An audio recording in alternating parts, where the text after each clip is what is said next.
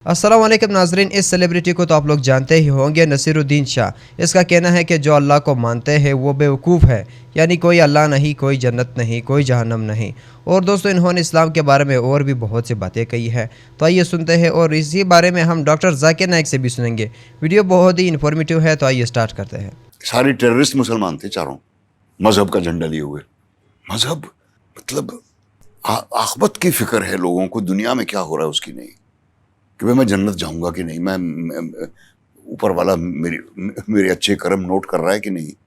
मुझे तो हमेशा से ही ये बात बेवकूफ़ी की लगी कि एक अल्लाह मियाँ बैठे हुए हैं ऊपर और वो हर एक को देख रहे हैं और हर एक के बारे में नोट कर रहे हैं कि इसने क्या किया, उसने क्यों। कहा बहुत ही बिजी रहते होंगे वो, मतलब उनको फुर्सती कहाँ होगी कुछ और करने की। तो ये बातें तो मुझे तब भी नहीं सूझी जब 5-6 साल की उम्र में ये कहानियां मुझे बताई जाती थी, और अब तो खैर बिल्कुल ही मैंने आई एम लैप्स्ड मुस्लिम। मेरा नाम संजय कुमार है। मैं बीए सेकंड ईयर पढ़ता हूँ। मेरा सवाल है कि अल्लाह को साइंस के ज़रिए से साबित कीजिए कि वो एक है। भाई ने सवाल किया कि साइंस के ज़रिए साबित करो कि अल्लाह एक है। क्या आप खुदा में मानते? मैं तो मानता हूँ खुदा एक है, लेकिन मेरे पड़ोसी एक ब्राह्मण ने मुझे पूछा था ये। वो नहीं मानता है, वो खुदा में नहीं मानता है। वो क्या करता है मुझे मालूम नहीं, लेकिन मैं तो पत्थर पर विश्वास नहीं करता। माशाल्लाह, मैं एक ही खुदा पर विश्वास करता हूँ, बहुत और सही। पहले से ही मैं एक ही खुदा पर विश्वास करता हूँ। माशाल्लाह। भाई साहब का सवाल है कि वो एक खुदा पे विश्वास करते, पत्थर की पूजा नहीं करते, लेकिन उसका एक पड़ोसी है जो ब्राह्मण है, वो पूछा क्या साइंस के ज़रिए साबित कर सकते कि खुदा एक है। इसका पूरा जवाब मैं पहले कॉन्फ्रेंस में दिया था, is the Quran God's word, जिसमें मैं साबित किया था कि साइंस के ज़रिए खुदा है और खुदा एक है। पूरी तकरीर तकरीबन 2 घंटे की है, वक्त नहीं है, मैं मुख्तसर सा इसका जवाब दूंगा। उसके लिए भी दूंगा जो खुदा में नहीं मानते, और उसके लिए भी जो अनेक खुदा में मानते। अगर कोई नास्तिक मुझसे पूछता है और कहता है कि खुदा नहीं है, सबसे पहले मैं उसे मुबारकबाद दूंगा। क्यों?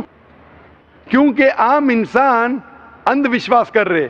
उसके वालिद क्रिश्चियन है तो वो भी क्रिश्चियन है, वालिद हिंदू तो वो भी हिंदू, वालिद मुस्लिम तो वो भी मुस्लिम। ये नास्तिक सोच रहा है कि जो मेरे वालिद खुदा में मानते हैं, ऐसे गलत खुदा में मैं नहीं मानता हूँ। तो वो सोच रहा है, मैं उसे मुबारकबाद देता हूँ, क्योंकि उसने इस्लाम का पहला पार्ट, जो शहादत है इस्लाम में, उसका पहला पार्ट का पहला भाग कहा है, ला इलाहा, खुदा नहीं है। अभी मुझे साबित करना चाहिए इल्लल्लाह, सिर्फ अल्लाह, जो मैं इंशाल्लाह करूँगा, और उसके बाद मोहम्मद सल्लल्लाहु अलैहि वसल्लम। ये जो लोग नास्तिक होते हैं या जो साइंस में मानते हैं, जैसे आपके ब्राह्मण है, कुरान साइंस के ऊंचा है, लेकिन जब साइंस उनका मयार है तो मैं साइंस के ज़रिए साबित करूँगा इंशाल्लाह। जैसे मैंने पहले पूछा था, मैं इस साइंसदान से पूछूंगा कि कायनात कैसे वजूद में आए, तो वो कहेगा ये कायनात वजूद में आए जिसे कहते बिग बैंग। अपनी सारी कायनात एक गोला था, फिर एक धमाका हुआ, फिर गैलेक्सीज हुए, फिर स्टार्स हुए, चांद हुआ, सूरज हुआ, धरती हुई। मैं पूछूंगा कब पता चला, वो कहेगा कि मुझे 40 साल पहले पता हुआ। मैं कहूँगा ये तो मेरे कुरान मजीद में लिखा हुआ है 1400 साल पहले, सूरह अंबिया में, सूरह नंबर 21 आयत नंबर 30 में, अवलम यरल लज़ीना कफरू, क्या वो जो लोग झुटलाते हुए नहीं जानते, अन्ना समावाति वल अर्द, कि ये धरती और आसमान जुड़े हुए थे, कानज़त कल फकनाहुमा, और एक धमाका हुआ और वो अलहदा हुए।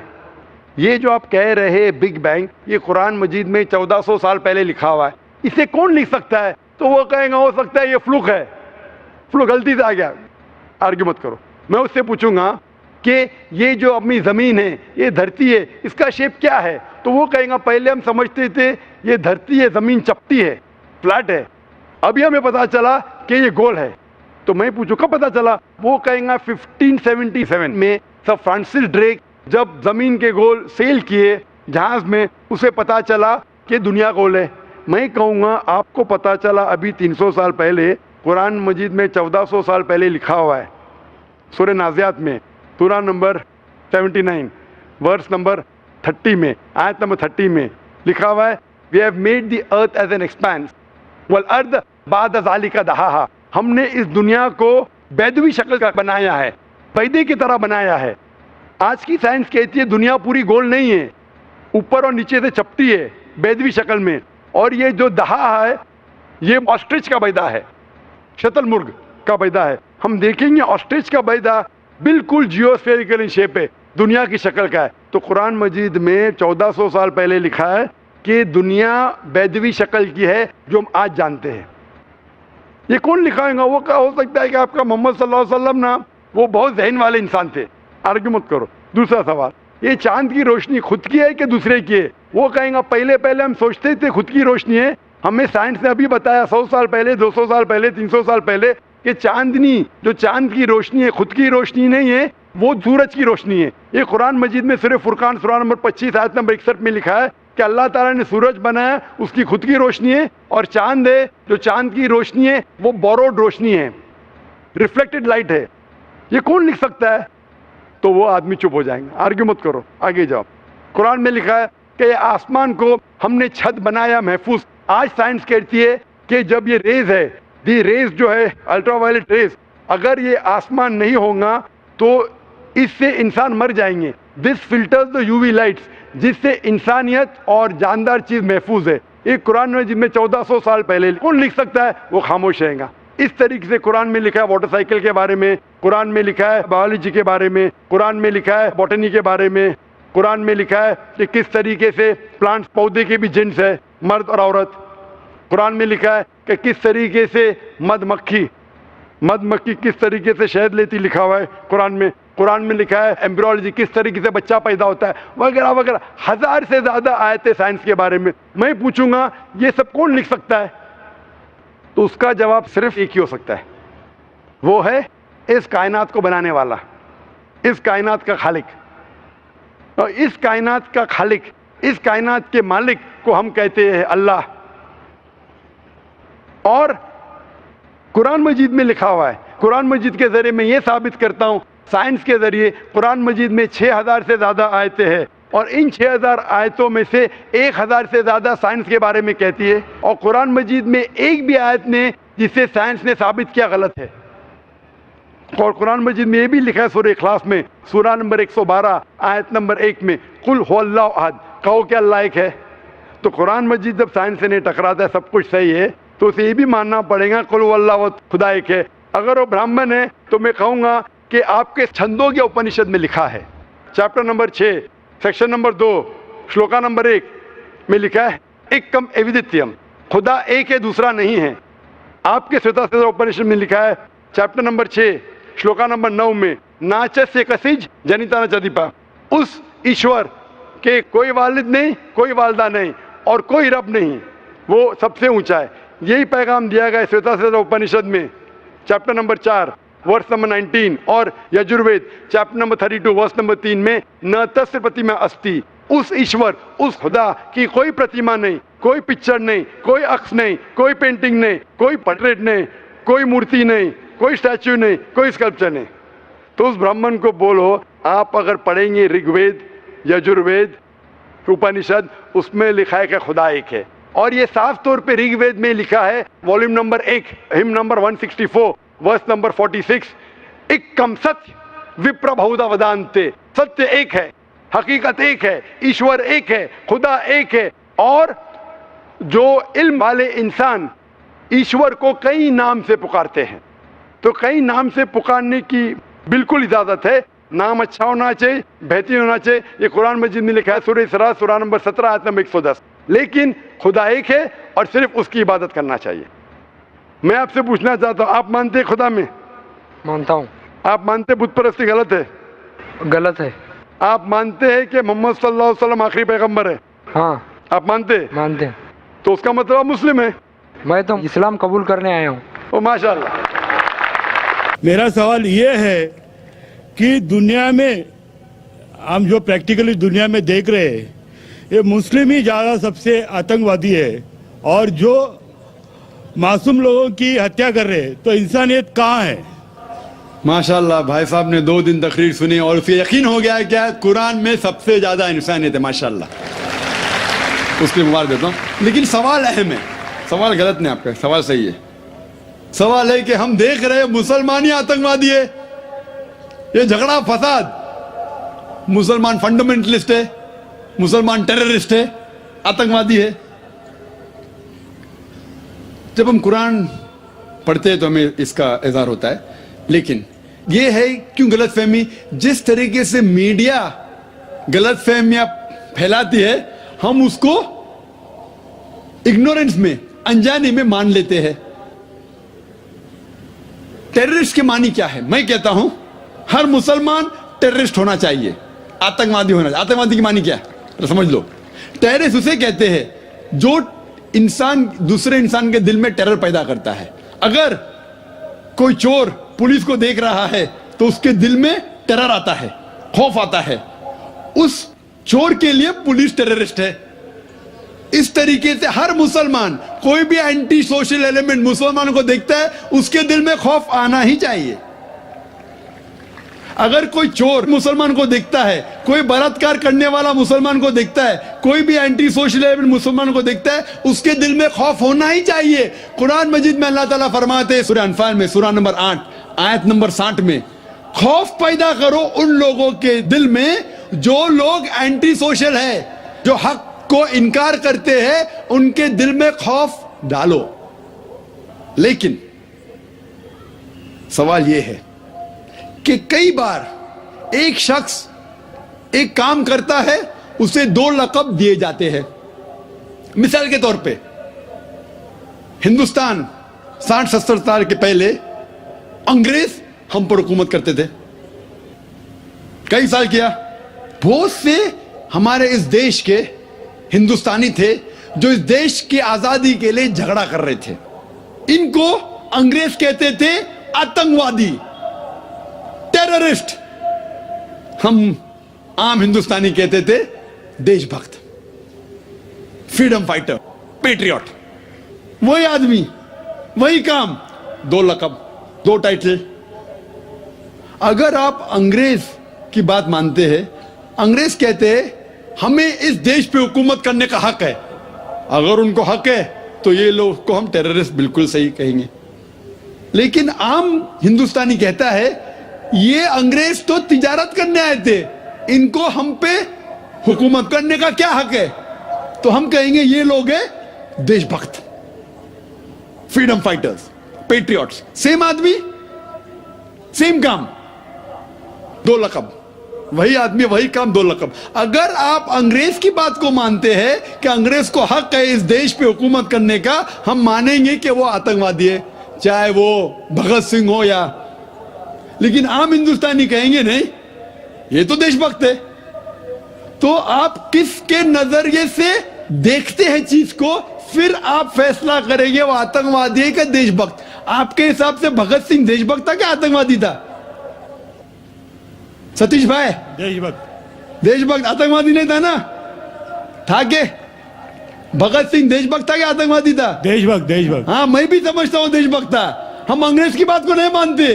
तो जब अंग्रेज टेलीविजन पे कहते हैं, CNN, BBC पे, कि मुसलमान आतंकवादी, आप क्यों मानते? सवाल वो नहीं है। मेरा जो सवाल था, आता हूं, मेरा पूरा जवाब मुकम्मल नहीं हुआ। जवाब मुकम्मल होगा फिर आपको मौका दूंगा मैं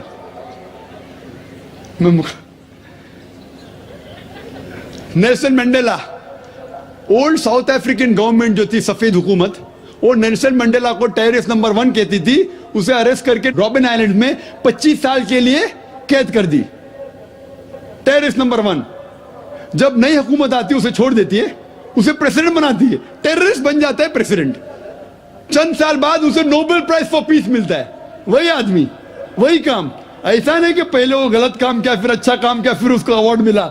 वही काम के लिए जो पहली गवर्नमेंट ने कही थी, सफेद गवर्नमेंट ने, कि वो टेररिस्ट है, आतंकवादी है, नोबेल प्राइज कमेटी ने उसे नोबेल प्राइज दिया फॉर पीस, अमन के लिए।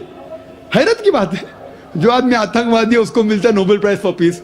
जो आदमी का पावर है, जो आदमी वो कहता है, लोग उसकी बात को मान लेते हैं इग्नोरेंस के अंदर, अनजानी में। लेकिन कुरान कहता है सूरह इसरा में, सूरह नंबर 17 आयत नंबर 81 में, वकुल जाल हक वज़ाकल बातिल इन्नल बातिल काना ज़हूका। जब हक बातिल से टकराती है, बातिल का सर्वनाश हो जाता है। ब्रिटिशर्स अमेरिकन के ऊपर हुकूमत करते थे। अमेरिकन रेवोल्यूशन हुआ 18 सदी में। ब्रिटिशर्स कहते थे, मैं लंदन गया था 2 महीने पहले, वापस से जाऊंगा 2 हफ्ते बाद। वो बॉम्ब ब्लास्ट हुआ था ना, बॉम्ब ब्लास्ट हुआ था पता है 7 जुलाई को। तो लोग आए थे, खराब है, मैं भी बोला ठीक है खराब है। तो वहाँ टोनी ब्लेयर आने वाले थे, वक्त नहीं मिला तो अपने चीफ ऑफ पुलिस को भेजे, बाद में मेयर आए थे। तो मैंने उनसे पूछा, आपकी देश, इस देश ब्रिटिश गवर्नमेंट जब हुकूमत कर रही थी अमेरिकन गवर्नमेंट पे 18 सदी में, वो जॉर्ज वॉशिंगटन और बेंजामिन फ्रैंकलिन को टेररिस्ट नंबर 1 कहते थे, टेररिस्ट। उसके बाद जॉर्ज वॉशिंगटन बन जाता है प्रेसिडेंट ऑफ यूएसए, टेररिस्ट बन जाता है प्रेसिडेंट ऑफ यूएसए। वो गॉडफादर है, गुरु है किसका? जॉर्ज बुश का भी, ठीक है ना, जॉर्ज बुश का गुरु है। वो जो आतंकवादी आप कहते थे उसके शागिर्द के दोस्त भी आप है। क्या बात है, आपका नजरिया क्यों बदल रहा है? आप कहते थे टेररिस्ट चंद सदी पहले, अभी आप उनके दोस्त थे। तो हमें यह तहकीक करना चाहिए कि क्यों उसको वो लक़ब मिला। अगर जो 11 सितंबर को हुआ था न्यूयॉर्क के अंदर, आप जो कह रहे ना मुसलमान मुसलमान, उसके ऊपर जवाब तो अभी आ रहा है। ये तो खाली वो स्टार्टर्स बोलते ना, स्टार्टर्स, सूप पीते पहले तो जरा बराबर खाना हजम होता है। मेन मील तो अभी है।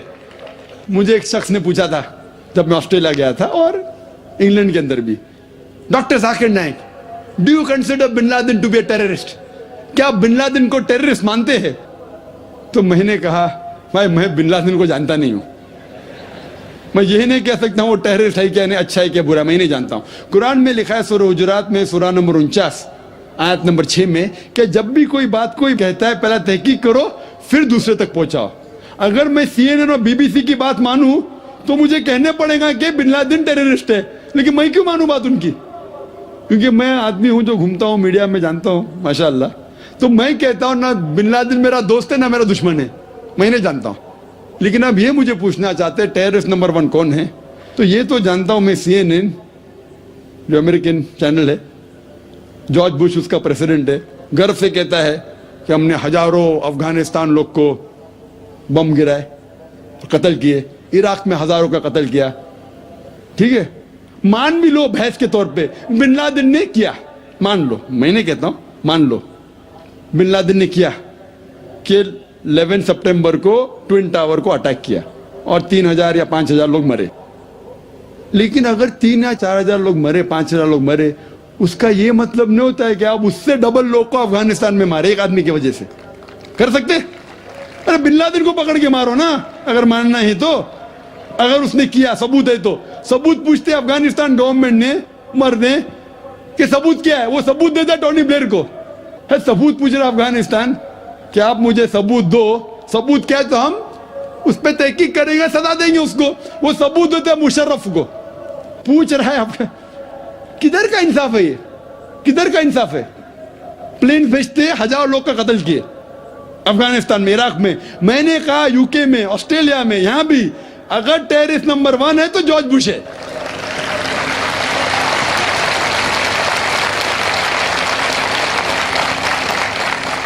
ट्विन टावर को किसने गिराया? CIA, FBI का क्या बजट है? इन लोग गर्व से कहते हैं अगर परिंदा भी पेंटागन के ऊपर उड़ेगा तो हम पहचान सकते। एक हवाई जहाज 1.5 घंटे बाद आके उसमें ठोक देता है, उनको पता ही नहीं चलता है।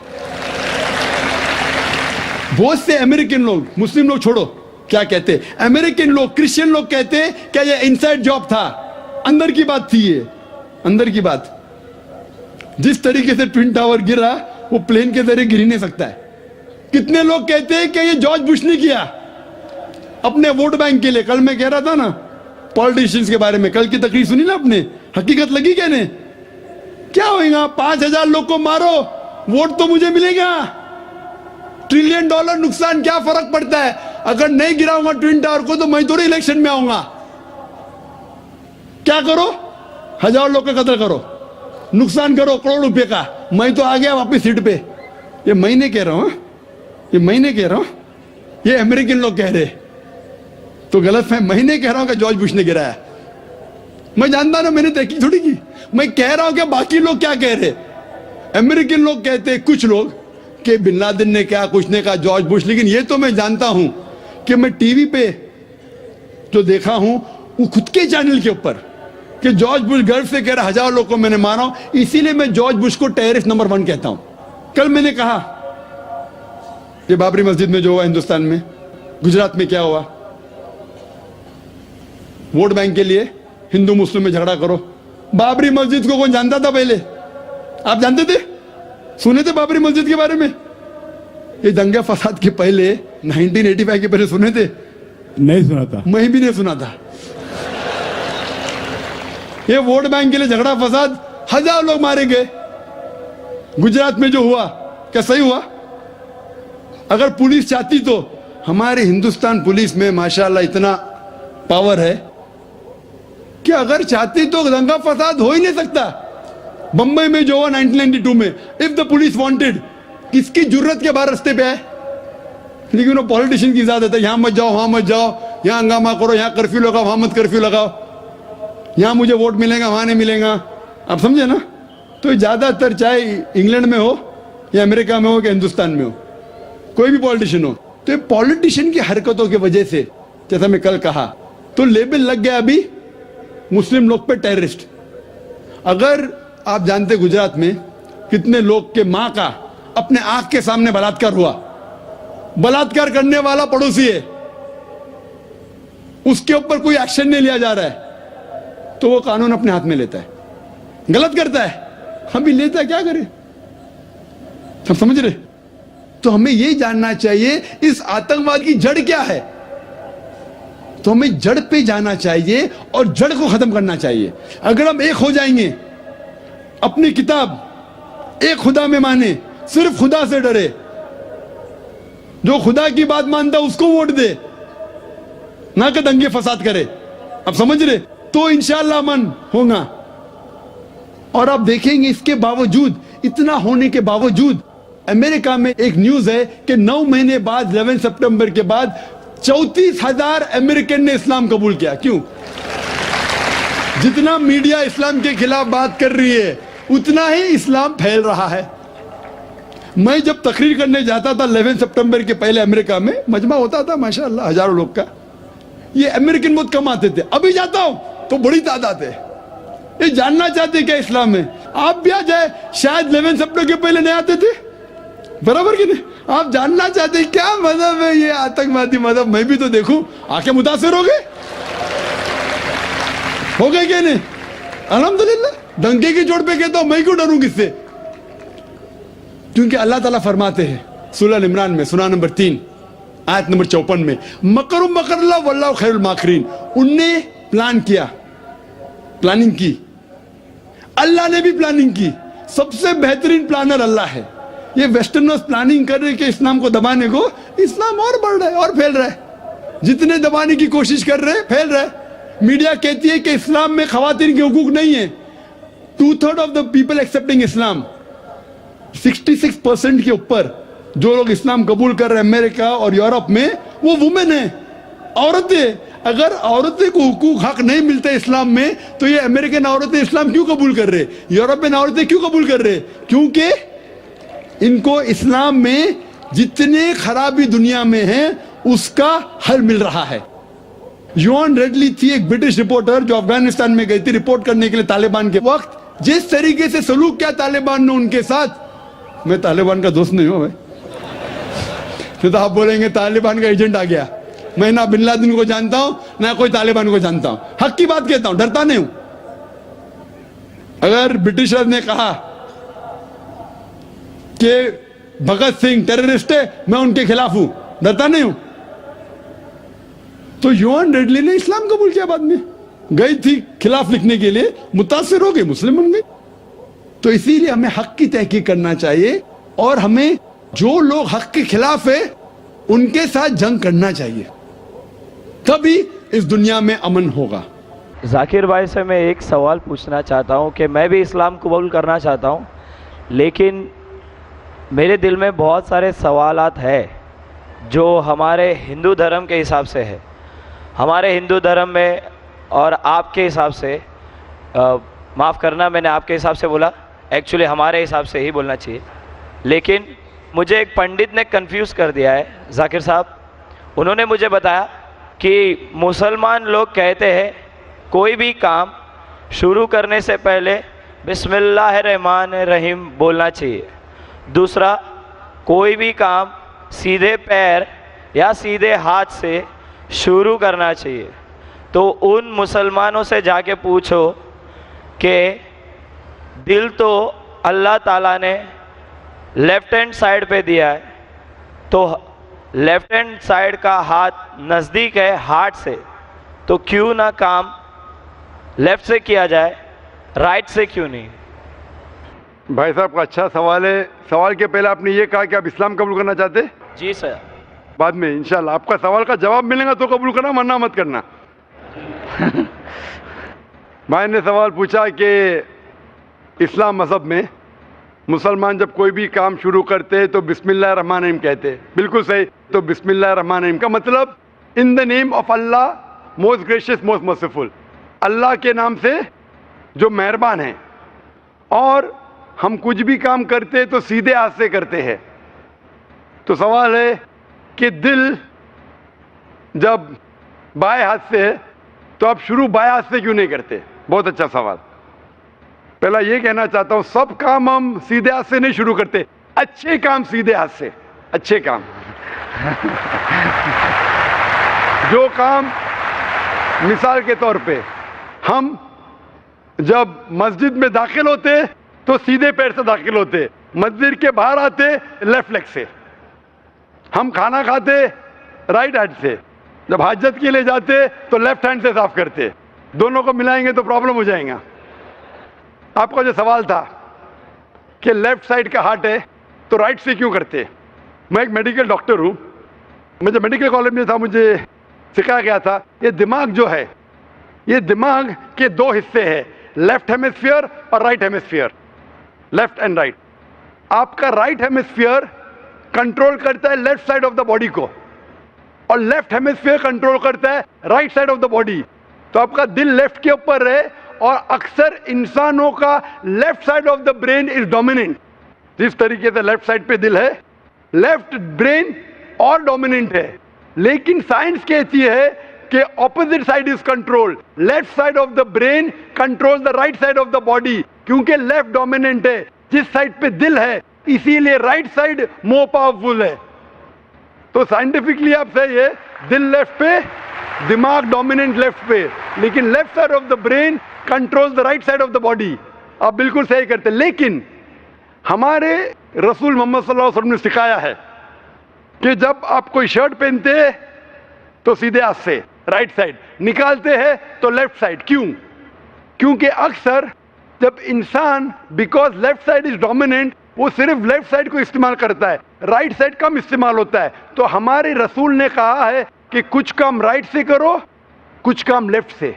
जब मैं निकालूंगा मेरा शर्ट तो लेफ्ट पहले निकालूंगा, तो जानबूझ के that stimulates the right side of my brain, so that keeps the brain healthy. तो अच्छे काम जब आप करेंगे तो सीधे हाथ से करो, सीधे पैर से करो।